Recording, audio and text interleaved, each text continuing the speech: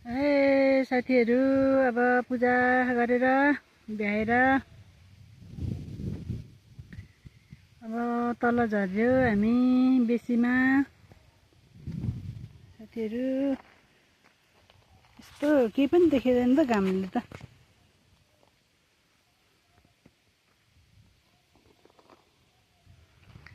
यस्तो रोटै झर्ने हो।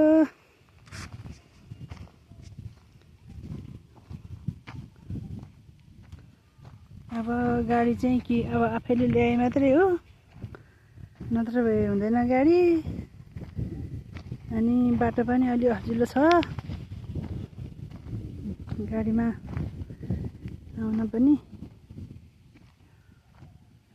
अनि त्यही भएर खुट्टाले हिँड्नै ठिक हुन्छ जस्तो लाग्छ मलाई चाहिँ। यो बाटो देखेर, बाटो हजिलो भएर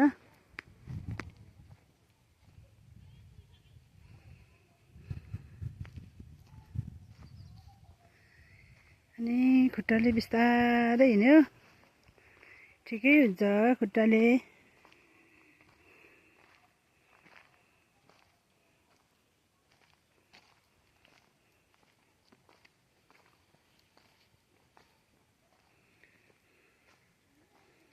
गाडीमा अब घत्राङ र घुत्रुङ हजिलो उफार्ने।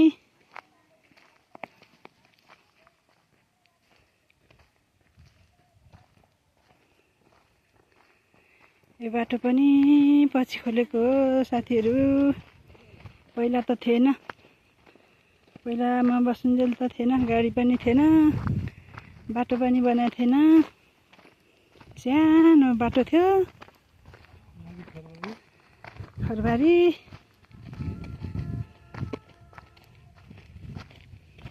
अहिले चाहिँ अलि सजिलो भयो, गाडी पनि आयो अनि यही बाटो ओह्रालो झऱ्यो हस्पिटल गयो। एक दिनको बाटो हस्पिटल जानुपर्ने, अनि बिहान छिटो 5-6 बजे नै खाना खाएर हस्पिटल जानुपर्ने। त्यहाँबाट बेलुका 1 बजी फर्केर आउँदा त राति हुन्थ्यो। त्यस्तो टाढा हुन्थ्यो नि त साथीहरू हाम्रो बसाइ त। यो चाहिँ बरडाँडा हो, बर्कुर भएर होला बरडाँडा भनेको साथीहरू।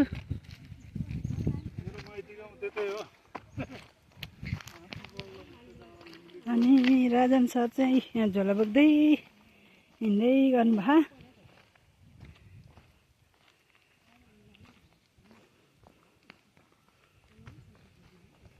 हेर्नु त हाम्रो बाटो त कस्तो डेन्जर छ नि, धुलै धुलो।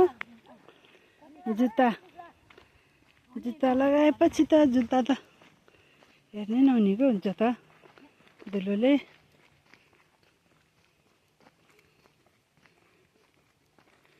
अनि यता माथिबाट चाहिँ आलेगाम जाने बाटो हो साथीहरू।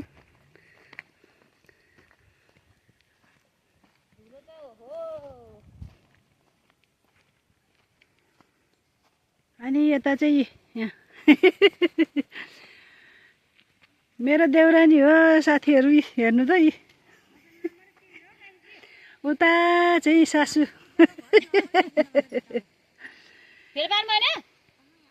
अब ओह्रालो झर्दैछौँ है हजुरहरूलाई यसो भिडियो बनाएर देखाउनु पर्यो भनेर देखाउन लागेको हो।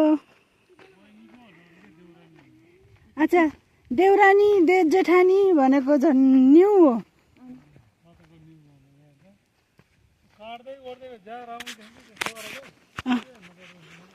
त्यही हो त नि, अहिले म झाकखाना बनाउनु क्या, अघि नै थिएँ।